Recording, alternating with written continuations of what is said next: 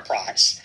Venezuela is a socialist dictatorship, and arguably they are like a criminal regime. Socialism's against the Catholic Church. But what makes a criminal? From my perspective, Runs on, like, human trafficking. They're all criminal regimes. But yeah, so but like, well, I mean, it's a different. Some are worse than others.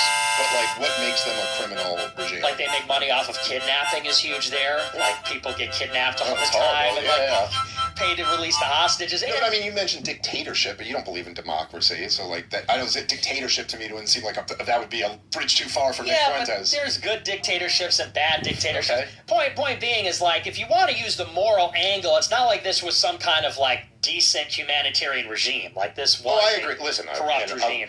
I'm the libertarian, so you've got me convinced. I am no fan of like the Maduro regime or the Chavez regime or anything like that. I guess like the updated just war theory that you just laid out just seems to me to be vague enough for the Israel lobby to drive 10 wars through. Like there's they're in connection with another country. They could. I mean, the nuclear issue is not an issue with Venezuela or Cuba. Mm-hmm. I mean, to me, I think Donald Trump has celebrated how wonderful this is, claimed it was a regime change, claimed we're in control of the oil now. Now, of course, for other factors, but Americans have only seen an increase in oil costs since then. What seems to me to have been accomplished by the war is a pretty brutal energy blockade of Cuba.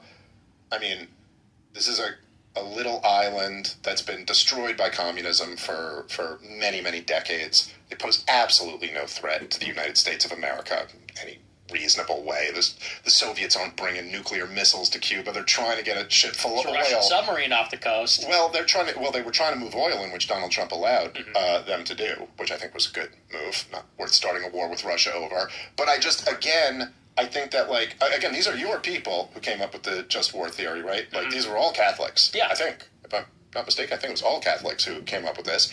But the idea of at least having some, like, I understand like when Thomas Aquinas and those guys, when they're coming up with just war theory, they're clear, and they were very well aware of this, that they're balancing different things, right? Like you're balancing Christian ethics and then war, which is a very difficult thing, right? There's like the worldly realities of these wars, and they're attempting to go, look, obviously Christians can't accept killing someone and taking shit from them. So like, here is the only way that it could be justified, is if it's a defensive war, you're attacked, you fight it proportionally, something like that. I just think saying that like this regime ran off of like, criminal activities, I mean, certainly true, but I don't know, it just seems like a justification to start a war anywhere at any time.